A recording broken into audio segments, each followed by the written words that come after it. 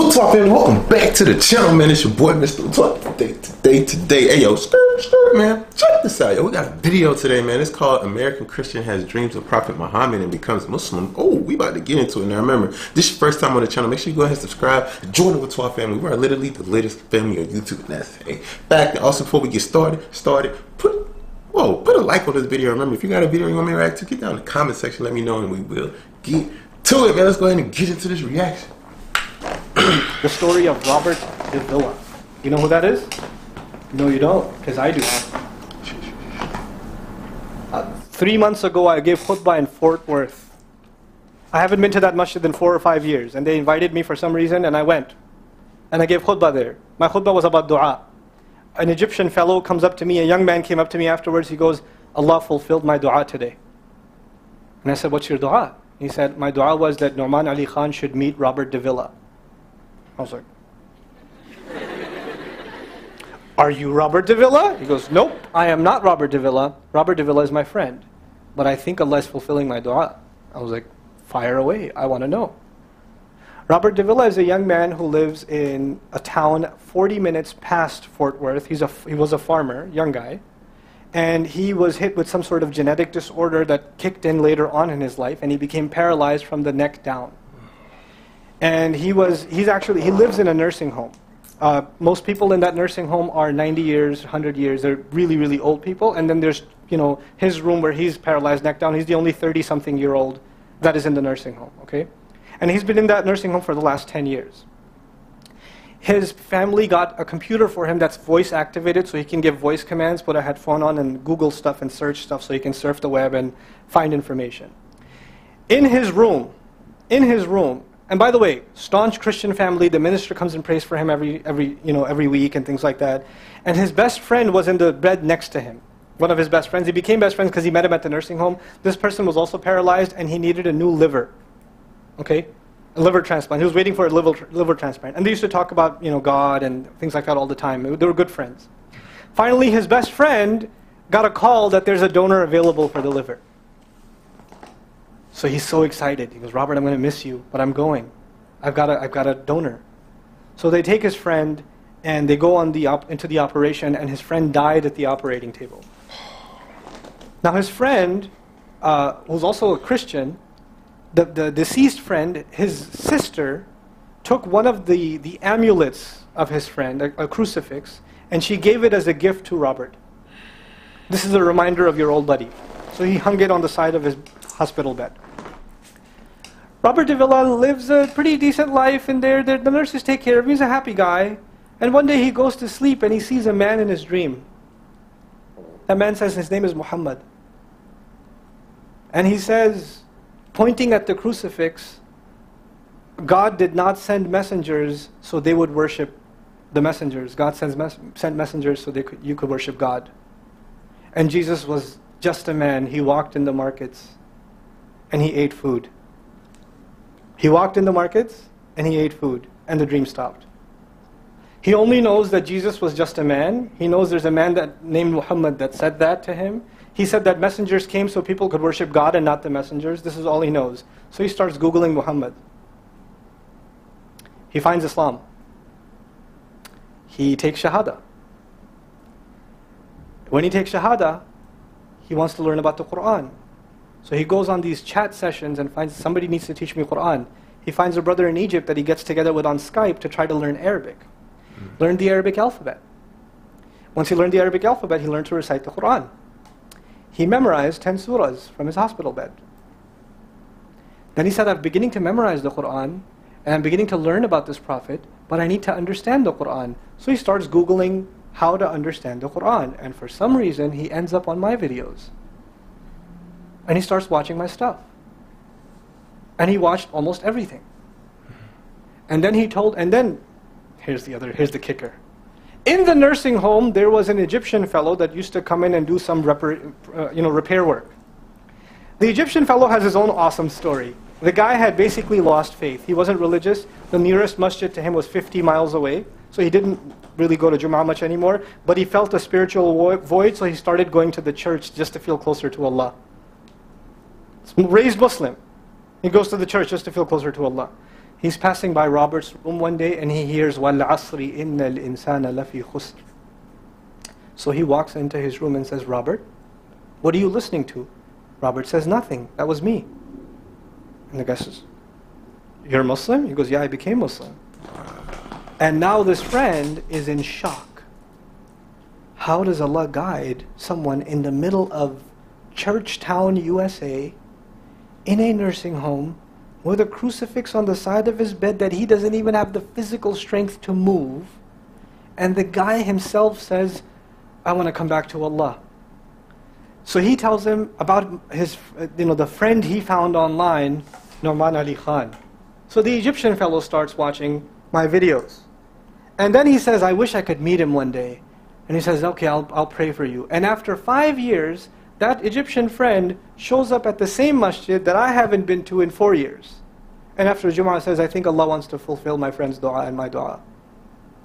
So I said, I think He does. Let's go. So I took a few of us and we went. And we met with Robert. We had a beautiful conversation with him. And inshallah, for Eid, we're going to go to his nursing home again. The nursing home was pretty shocked. You're all here to meet Robert? Like, yep. Yep. Why do you want to meet him? He's an inspiration. We're like, okay, let me check if we can. And they had to call the hospice administrator and all this stuff, and then eventually let us in. And Robert's in shock. And then I meet with Robert, we're talking, and I was like, hey, Robert, so I heard you memorize some surahs. He says, yeah. Can you recite one for me? So he recited Surah Al-Asr. Not one of us was not crying. We're just in tears. When somebody turns to Allah, don't worry about the means. Guidance will come. Balance will come. I want to tell you some more about Robert because young guys are here. Young guys that play basketball. Young guys that are healthy. Young guys that have ambition. I told you what's his paralysis, from where to where? Neck down. He has a special wheelchair that has to hold pretty much every part of his body in place. He can't just sit in a wheelchair. It holds his neck and it holds every other part of his body in place because he has no control over his limbs.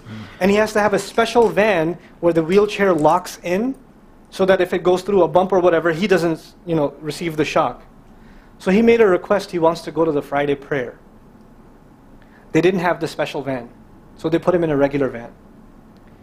And so he went to the regular van and a few bumps and his spine got even more hurt. He went to Jumu'ah. He came back in excruciating pain. And they said, I'm sorry, Robert, you're no longer able to sit in your wheelchair. You're going to have to stay in your bed for the next 6 months at least. If you see recovery, then you can get back up again. I met him in that span. He'd already been in that bed for 3 months already. And the reason he was in that bed is he went to the Jumu'ah prayer. And he told me about the Jumu'ah prayer. He said, I've never felt more peace in my life than I was in that masjid. And you know what I'm going to do, Brother Nouman? When I can sit in my chair again, I'm going to go to Jumu'ah. I'm going to go to the masjid because I've never felt like that before. There's someone who has nothing but control over his mouth and his eyes. And he says, I only find peace in the masjid. And here we are. These masajid, I don't care what ideology, what school of thought, what they're talking about in the masjid, what fitna is there. I don't care. It's still Allah's house. Just go to pray. Don't go there to talk to people. Go there to talk to Allah. Just go to talk to Allah. You're just going for you and Allah. That's it. That's it. Other things will come, but you're not going for them. You're just going there to find peace. You'll become different people. If Allah can guide Robert Davila, Allah guide everybody. And then he said, sometimes I wonder why Allah put me in this position. And then I say to myself, what, am I kidding? Allah has given me so much. I am so grateful for what He gave me. And if this is the way He was going to bring me to Islam, it's all worth it. It's so worth it. You have Muslims that lose a little bit of health. And they say, why is Allah doing this to me? And this man, if you would think, nowadays atheists argue because of suffering, there's no God. If one man has in a position to say, I don't believe in God. If there was a guy, why would I be in this position? It would be Robert Davila. That guy would say, I don't believe in God. If there was one, why would I be in this mess? And yet he's in this position, and I've never seen a face with more nur. Never. I've never seen a face that has more contentment on it. He's so satisfied with life. He's so happy. He's just happy. The last 7 or 8 khutbahs I've given are actually based on one sentence each on one sentence that he said in his conversation. Is that profound? He's a teacher to me. I consider him a teacher. He's my sheikh. Somebody says, "Who's your sheikh?" I say, "Robert Davila." Really? Is that a pizza place or no? No. You know. The guidance is all around us. You don't have to get worried about what's not there. There's plenty there. You know what Allah did for the people of the cave? You know He even guided them in where to sleep. You know He even guided them on where to turn. As the sun was coming, they turned away from it. As the sun came from the other side, they turned the other way. Allah will guide you in your sleep when you make dua to Him. He'll even guide you in your sleep. Every toss and turn will be guided by Allah. Can you imagine? We shouldn't be skeptical in Allah's guidance. We shouldn't worry about how am I going to find balance. No, that's Allah's job to guide you. Your job is to talk to Him. Your job is to get sincere. That is the message I have for you. That is how we're going to find balance. Honestly. And if once you do that, once you become sincere to Allah, Allah will open doors. Allah will give you friends. Allah will give you teachers. Allah will give you access to resources, all of which are going to bring you closer and closer and closer to Him and to the truth and make life better for the people around you. This is really the gist of what I wanted to share with you. I don't want to speak longer. I've spoken too long already. I love... Wow. Yo, Whaatwaa family, get down in the comment section, man. Let me know what y'all think about the video. Also, if you got a video you want me to react to, get down in the comment section, let me know, and I will get to it. So what I want to say right now is I just want to talk about more so about just when we just, you know how sometimes we just take for granted the things that we're going through.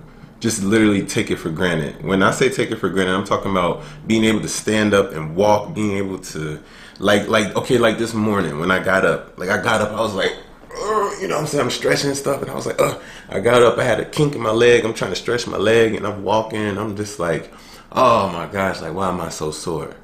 But at the end of the day, there's people out there that wish all they had to worry about was, oh, my legs are sore. Maybe I slept too hard on this side, my leg fell asleep or something, you know what I'm saying? And sometimes we look at things like that and we take it for granted.